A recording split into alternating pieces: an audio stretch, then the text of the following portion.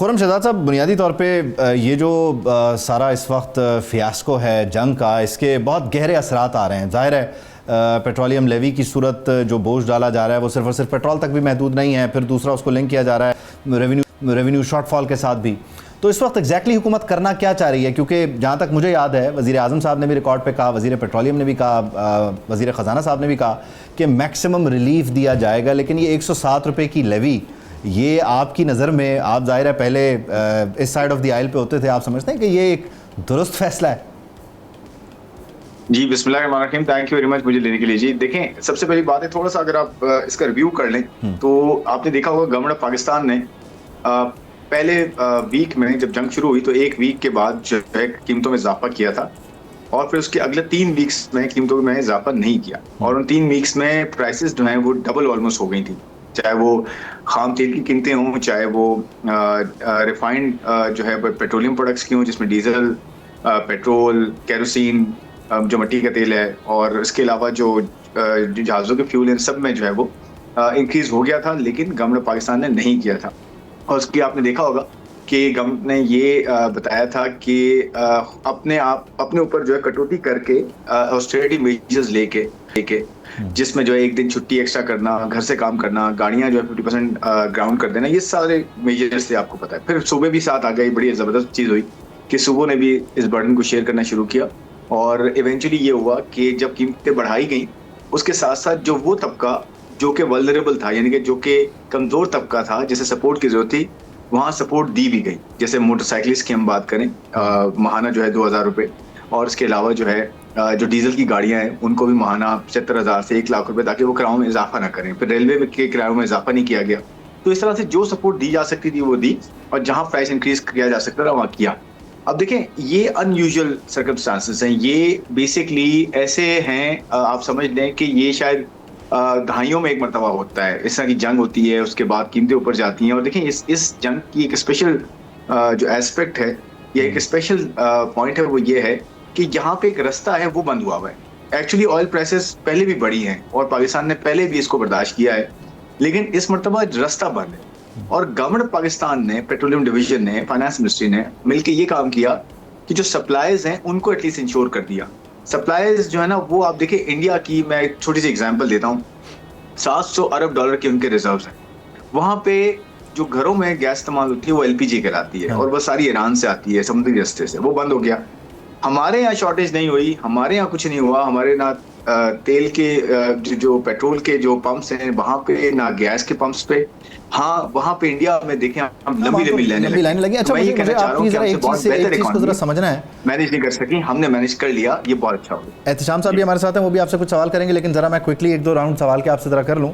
आपने कहा कि जो स्मार्ट मैनेजमेंट है, जिसमें कि जी वो हफ्ते में एक छुट्टी का इजाफा कर दिया और गवर्नमेंट ने अपनी गाड़ियाँ खड़ी कर दी, तो फिर ये जो कंज्यूमर लेवल पे 11% इंक्रीज हुआ है यानी ऑयल कंजम्पशन में, ये बुनियादी तौर पर आप समझते हैं कि ये स्मार्ट मैनेजमेंट है या ये पैनिक बाइंग है? इसको आप केटर नहीं कर सके, क्यों नहीं कर सके? ये इसने भी तो कंट्रीब्यूट किया ना डेफिनेटली। नहीं, बिल्कुल किया। देखिए, मैं आपको बताता हूँ, जो 11% इंक्रीज आया था ना मार्च में, उसकी एक बड़ी वजह ये भी थी कि जब जंग चल रही थी उसके हर हफ्ते में लोग एक्सपेक्ट करते थे कि जी अब प्राइसेस बढ़ जाएंगी, अब प्राइसेस बढ़ जाएंगी। तो नेचुरली हो ही रहा था। हमने डेटा बड़ा हमने गौर से देखा, उसमें ये हो रहा था कि एक्चुअली लोग ना अपने फ्यूल टैंक्स को थोड़ा सा नीचे जाते थे तो उसको फौरन से फिल करवा देते थे, इस एंटिसिपेशन में कि जी बहुत बड़ा जंप आएगा। वो 3 हफ्तों में ना इस तरह से हुआ कि हर कोई जो है वो लास्ट वीक में, यानी कि फ्राइडे के दिन प्राइस चेंज होने का जो है वो एक्सपेक्टेशन होती थी, उससे पहले लोग जाके फ्यूल जो है वो भरवा लेते थे, एक दिन पहले या हाफ अ डे बिफोर।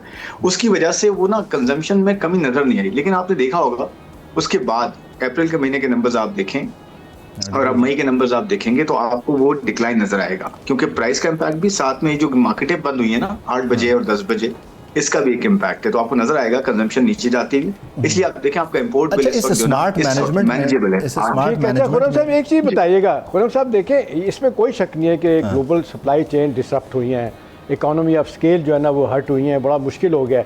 हमारा तो सबसे बड़ा चैलेंज यही है ना कि किस तरीके से हमने मैक्रो इकोनॉमिक स्टेबिलिटी को सस्टेन करना है। अभी इस कॉन्टेस्ट में 100 बेसिस पॉइंट का बढ़ जाना, मतलब 3 साल से लोग तवक्को कर रहे थे कि नीचे आएगा, अब इसका बढ़ जाना, आप नहीं समझते कि ये तो ना सिर्फ बोरिंग लोग जो है ना करना चाहते नहीं करेंगे, अपने जो अपना बिज़नेस को एक्सपेंड करना वो नहीं कर सकेंगे, आप नहीं समझते कि ये हमारे लिए मुश्किलात लेके आएगा? ख़ास तौर पे रीजन में 5 से 8% तक आप देख लें इंटरेस्ट रेट है, हमारे लोग कहते हैं कि ये इंटरेस्ट रेट बहुत ज़्यादा है। और दूसरा ये कि खुर्रम साहब अक्रॉस द बोर्ड पूरी इंडस्ट्री ने, पूरी आप बिज़नेस कम्युनिटी ने जिस तरह इसको अपोज किया है, आप नहीं समझते कि गवर्नमेंट को रिव्यू करना चाहिए? मैक्सिमम 50 बेसिस पॉइंट बढ़ा देते, 100 बेसिस पॉइंट की ज़रूरत नहीं थी। मतलब कारोबारी हजरात तो समझ रहे थे सिंगल डिजिट में आएगा, आपने तो उनको भी मायूस कर दिया। अच्छा जी, देखें पहली बात ये कि ये हमने मायूस नहीं किया, ये स्टेट बैंक का अपना एक प्रेरोगेटिव है। इसको मैं थोड़ा सा क्लियर करता हूँ कि जो मिनिस्ट्री ऑफ फाइनेंस है या गवर्नमेंट ऑफ पाकिस्तान है, आपको पता है जो रेगुलेटरी बॉडीज हैं या रेगुलेटर्स हैं वो इंडिपेंडेंटली अब काम करते हैं। खासकर स्टेट बैंक, आपको पता है स्टेट बैंक की अपनी एक ऑटोनॉमी है और 2-3 सालों पहले ये जो है चीजें चेंज हुई और ये बहुत अच्छा हुआ कि स्टेट बैंक को ऑटोनॉमी ज्यादा बेहतर मिली। तो देखिए ये स्टेट बैंक की कॉल है, इस पे हम अपना कमेंट तो नहीं कर सकते, हम ये कह सकते हैं कि हमारी एक्सपेक्टेशंस क्या थी। हमारी एक्सपेक्टेशंस देखें होल्ड से लेकर 50 बेसिस पॉइंट तक के था कि जी हो सकता है थोड़ा सा बढ़ जाए, लेकिन डेफिनेटली उससे ज्यादा बढ़ाया गया। लेकिन देखिए मैं ये कहता हूँ कि अगर स्टेट बैंक ने बढ़ाया है तो स्टेट बैंक ने अपने उसके रीजंस दिए, उनके रीजंस में क्या क्या है। देखें थोड़ा सा ये कह लें कि आप थोड़ा कंजर्वेटिव अप्रोच ज्यादा है मेरे ख्याल में, शायद इसलिए कि आगे जाते हुए आज ही हम अगर 100 बेसिस पॉइंट बढ़ा दें, रादर देन ये कि हर मरतबा बहुत बढ़ाना पड़े, मुझे लगता है इस तरह से शायद किया गया है कि आज जो है ये लोग कहते हैं इसकी टाइमिंग ठीक नहीं है, हमारा रेवेन्यू का शॉर्टफॉल देख लें 610 बिलियन का हो गया, एक्सपोर्ट हमारी मंफी में चली गई है और आप बजट भी अब आएगा तो क्या होगा, इस तनाजर में लोग कह रहे हैं कि अच्छा फायदा नहीं है। जी खुर्रम साहब जरा इसको आर्गुमेंट को करें ना, फिर इसके फर्दर सवाल बहुत हैं। जी बिल्कुल करें आप। मैं सिर्फ ये कह रहा हूँ कि हुआ ये है कि स्टेट बैंक ने पॉसिबली इस चीज को फोर्सी किया है कि आगे जाते हुए हमारा जो इंपोर्ट बिल है, क्योंकि हम बहुत ज्यादा वल्नरेबल है, आपको पता है ना, हमारा कोई 1/3 हिस्सा जो है एनर्जी इंपोर्ट पे जाता है और अगर ये बहुत ज्यादा गया तो हमारी जो स्टेबिलिटी ये 2 सालों में जो है वो अर्न की गई है, ये जो है डीरेल ना हो, इसलिए मेरे ख्याल में रेट बढ़ाएगा। लेकिन मैं आपसे ये एग्री करता हूँ कि डेफिनेटली हमें कॉस्ट ऑफ डूइंग बिजनेस को कम करना है और हमें ये बड़ा एक डेलिकेट बैलेंस लेके चलना है। लेकिन एक पॉइंट में लास्ट इसमें ये कहूंगा कि जो आप देखें 1.5 साल पहले तकरीबन जून 2024 से लेकर अभी तक जो रेट था वो 22 से 10.5 पे आ गया था, अब 100 बेसिस पॉइंट गया है। डेफिनेटली ये कम होना चाहिए था, या अभी इन सर्कमस्टांसेस ये वाले ना होते जंग के तो शायद कम हो जाता, लेकिन क्योंकि सर्कमस्टांसेस ऐसे हुए तो मुझे लगता है फॉर द टाइम बिंग ये हुआ है, लेकिन होपफुली ये चीज सेटल डाउन हो जाएगी तो इंशाल्लाह ये वापस। अच्छा इसमें ये बताइएगा खुर्रम साहब बुनियादी तौर पे कि जाहिर है जो स्टेट बैंक की मॉनेटरी पॉलिसी है उसको देखते हुए, इस वक्त हालात को देखते हुए और जिस तरह से हुकूमत भी पेट्रोलियम लेवी चार्ज कर रही है या जो डेफिसिट में है, IMF को भी जाहिर है आपने नंबर्स प्रेजेंट करने हैं, आइंदा आने वाला जो बजट है, क्योंकि स्टेट बैंक खुद कहता है कि जो महंगाई की शरह है वो 5 से 7% के बीच कहीं रहेगी, कितना मुश्किल होने जा रहा है मतलब। और ख़ास तौर पे लोगों का एक कंसर्न ये रहता है कि भाई टैक्सेशन की क्या सूरत हाल होगी, सैलरीड क्लास पे क्या टैक्स लग रहा होगा, बाकी आप इनडायरेक्ट टैक्सेस की मद में क्या चार्ज कर रहे होंगे, तो कितना परेशान होने की ज़रूरत है नंबर्स को देखते हुए अभी से? देखिए मेरे ख्याल में अभी तो किसी परेशानी की जरूरत होनी नहीं चाहिए। उसकी वजह ये है कि अभी तो डिस्कशंस चल रहे हैं ना, अभी तो शुरू होने हैं। IMF का वफ्द आएगा, उसके बाद IMF के साथ बजट पे बात होगी। देखें गवर्नमेंट ऑफ पाकिस्तान का हमेशा ये अब खासकर ज्यादा ये स्टांस रहेगा कि जितना फॉर्मल सेक्टर से टैक्सेस का बोझ कम किया जाए उतना ज्यादा सरमायाकारी होगी, उतना ज्यादा आपकी ग्रोथ जो है वो सस्टेनेबल होगी और एक्सपोर्ट लेड ग्रोथ होगी। तो देखें कभी भी गवर्नमेंट ये नहीं चाहेगी कि एग्जिस्टिंग टैक्स पेयर्स पे मजीद टैक्स लगाया जाए, क्योंकि देखें अब हो नहीं सकता ना बहुत ज्यादा टैक्स, कि सैलरी क्लास ही टैक्स मजीद लिया जाए, कॉर्पोरेट से ज्यादा लिया जाए। अब तो वो वाले एरियाज जहाँ पे टैक्स लिया जा सकता है तो लिया जाए, जहाँ से टैक्स नहीं लिया गया या कम है। देखिए उसमें एग्रीकल्चर का ना एक बहुत बड़ा एरिया है जो कि सूबों के पास है। जो फेडरल गवर्नमेंट है वो 95 to 98% जो है वो टैक्स ऑलरेडी कलेक्ट करती है टोटल टैक्सेशन का। इसके अंदर सूबों के हिस्से की मैं बात कर रहा हूँ, डायरेक्ट टैक्स की बात कर रहा हूँ, उसमें एग्रीकल्चर टैक्स का बहुत बड़ा हिस्सा है, 22-23% वो GDP का बनता है, यानी कि इकोनॉमी का हिस्सा जो है 22-23% है और वो 1% टैक्स देता है। तो ये ना सूबों को अपना गेम अप करना पड़ेगा और हम इनकरेज करते हैं। सूबे तो दे ही नहीं रहे खुर्रम साहब, इन्होंने तो मना कर दिया, आप देंगे 1 साल के लिए पेंड कर दिया। अब तो अपना पंजाब अब असेंबली ने तो मना कर दिया, उन्होंने कहा जी हमने नहीं देना है टैक्स, वो तो IMF आपके पीछे पड़ जाएगा। जो चीजें एग्री हो गई थी एग्रीकल्चर टैक्स की वो रिवर्स हो रही है। नहीं सर ऐसा नहीं, सर ऐसा नहीं है। नेशनल फिस्कल पैक्ट साइन हुआ है, IMF भी इस पे ऑनबोर्डेड है। नेशनल फिस्कल पैक्ट और लीगल बाइंडिंग है, पार्लियामेंट्स ने अप्रूव किया है चारों सूबों। ये ऐसा नहीं हो सकता कि कोई ये कहे कि मना कर देंगे, ये एक्चुअली टैक्स इंप्लीमेंट हो गया है। कलेक्शन का इशू है, कलेक्शन में देर सवेर हो रही है, उसकी मैं बात कर रहा हूँ कि सूबे अगर आगे आएंगे, अपना हिस्सा डालेंगे, मजीद बेहतर करेंगे तो कलेक्टिवली। अच्छा, बजट में मुख्तसरन जरा ये बता दीजिएगा कोई फ्यूल पॉलिसी भी आप इंट्रोड्यूस करवाने जा रहे हैं? ये जो आप 2,000 रुपये दे रहे हैं या वो जो 75,000 या लाख रुपए तक दे रहे हैं, कोई फ्यूल पॉलिसी के मद में भी कुछ होगा? और फिर अगर वो आप क्रिएट करेंगे वो स्पेस, तो उसका बोझ किधर डालेंगे? क्योंकि आपने जब बताया कि हमने 125 अरब रुपए बचाने हैं या 200 अरब रुपए बचाने हैं किफ़ायतशारी से, तो वो आपने नंबर तो बताया, लेकिन फौरी तौर पे आपने लेवी से उसको रिकवर करने की कोशिश शुरू कर दी ताकि वो रेवेन्यू डेफिसिट भी पूरा और आपका जो पीएसडीपी वाला मामला है वो भी कवर हो जाए। मतलब एग्जैक्टली इस वक्त किस तरह से उसको पूरा कैसे करेंगे अगर आप वो सब्सिडी देंगे?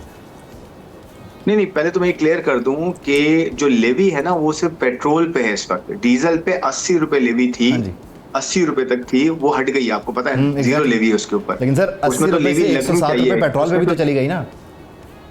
नहीं, मैं यही आपसे कह रहा हूँ, अगर वहां से 25 रुपए गई है तो उसका कितना बड़ा इम्पैक्ट है कि गवर्नमेंट जो है वल्नरेबल सेक्टर को सपोर्ट कर रही है, उसके साथ साथ जंग चल रही है, तो लेवी में तो थोड़ा सा इजाफा है। हाँ। लेकिन दूसरे एंड पे डीजल जिसकी खपत अच्छी खासी है उस पर तो लेवी जीरो है। दूसरी चीज क्या है, सेल्स टैक्स जो चारों प्रोडक्ट्स पे जीरो है। आपको पता है ना 18% सेल्स टैक्स होता है स्टैंडर्ड किसी भी प्रोडक्ट पे। 4 पेट्रोलियम प्रोडक्ट्स पे डीजल है, उसमें मट्टी का तेल है, उसके अंदर पेट्रोल है, उसके अंदर एक और प्रोडक्ट है लाइट डीजल है, इन सब पे सेल्स टैक्स जीरो है। सेल्स टैक्स जीरो है, लेवी सिर्फ एक प्रोडक्ट। इजाफी जो 25 रुपए ले रहे हैं वो मुझे सेल्स टैक्स कह के ले लें, पेट्रोलियम लेवी कह के ले लें, लेकिन वो आप नहीं सर, नहीं, मैं आपको बताता हूँ, मैं फर्क बताता हूँ आपको। दुनिया भर में अगर आप थोड़ी सी मैं आपको ये सजेस्ट करता हूँ, आप रिसर्च करें, आप देखेंगे कि सेल्स टैक्स को कोई नहीं छेड़ता। उसके अलावा लेवीज सारी हैं इन ग्रीन हाउस गैसेस पे, पेट्रोल डीजल को कम करने के लिए, ताकि एनवायरमेंटल इश्यूज कम हो। ये लेवीज हर प्रोडक्ट्स पे पूरी दुनिया में लगी हुई है, ऐसा नहीं है कि लेवीज नहीं है। सेल्स टैक्स अलग चीज है। सेल्स टैक्स जीरो कर दिया गवर्नमेंट ने, ये रिलीफ दिया, अभी से नहीं है, ये कई 2-3-4 सालों से पहले से है कि सेल्स टैक्स जीरो है। और दूसरा लेवी जो है ना वो एक प्रोडक्ट पे खाली, तो वो तो चारों पे होनी चाहिए, एटलीस्ट 2 पे होनी चाहिए। देखिए, मैं इससे ये कहना चाह रहा हूँ बैलेंस होना चाहिए, लेकिन जंग की सिचुएशन को अगर अल्लाह करे कि आप इसको अभी एक तक ही महदूद रखें।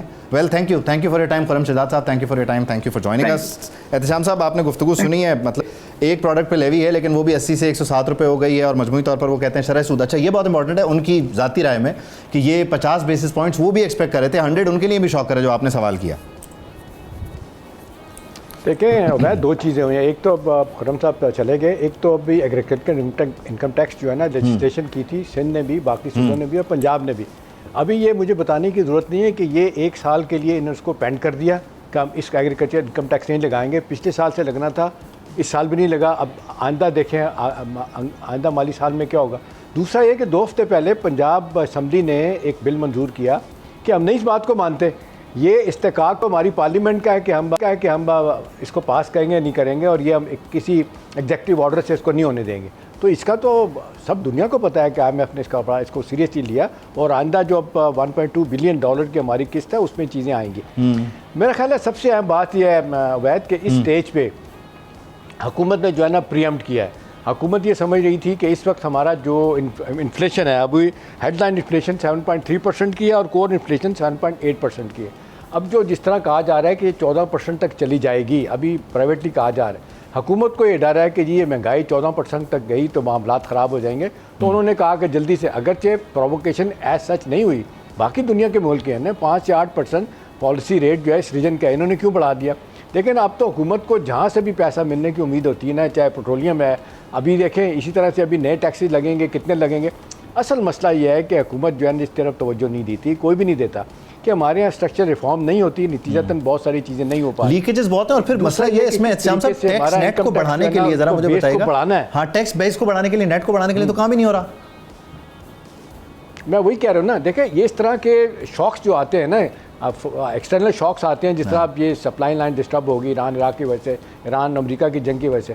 अगर ये हमारे यहाँ ये अब कोई स्ट्रीम लाइन हुई होती है, अब कहा जा रहा है 10 लाख और लोगों को लेके आना है इस नेट में, इनकम टैक्स नेट में लेके आना है, अभी तक तो नहीं आ रहे। जो लेके आए हैं वो तकरीबन 1 करोड़ हो गया, बंदा 45 करोड़, अपना 25 करोड़ की आबादी में से आधे लोग नील फाइल करते हैं अपनी इनकम को। तो बात यह है कि गवर्नमेंट ने अपने तौर पर जो कहा जाता है ना, मैक्रो इकोनॉमिक स्टेबिलिटी को इंश्योर कैसे करना है, उसके लिए ज़रूरी है कि अनइंटरप्टेड जो है ना हमारी जो स्ट्रक्चर रिफॉर्म्स हो, एनर्जी सेक्टर कहते हैं बिगेस्ट रोल है। अभी देखें 5 ट्रिलियन रुपीस का आप देख लें इसका डेफिसिट हो चुका है, खसारा बिजली का और गैस का, कौन पूरा करेगा? 610 का शॉर्टफॉल आप देख लें जिस तरीके से आया हुआ है रेवेन्यू का। वो भी फिर एक बुनियादी तौर पर एक लंबी बहस है ना एहतशाम साहब, उस पर आई एम श्योर बहुत इंटरेस्टिंग टॉपिक है। और फिर इन्होंने बजट के दिनों में जाके हम उस पर जरूर बात भी करेंगे। अगले महीने जो है ना 18 बिलियन डॉलर के रिजल्ट हो जाएंगे। अब मुझे नहीं समझ आई कि कैसे हो जाएंगे 1.2 बिलियन डॉलर डालने के बाद 18 कैसे हो जाएंगे? अभी इस वक्त 16 बिलियन तो हैं। इनको किसी ने कोई एश्योरेंस दी भी है या इनकी कोई कैलकुलेशन है या नंबर आगे पीछे हो गया? खैर हमें इंतजार करना होगा। और ये बिजली सारा है और इसको कैसे जनरेट करना है, ये तो एक बहुत मतलब एक बड़ा टॉपिक है। इसमें सोलर के मामलात हैं, इसमें फिर वो IPPs वाले मामला, इसको डिस्कस करेंगे। सब्सक्राइब करें और बेल दबाएं ताकि कोई खबर रह न जाए।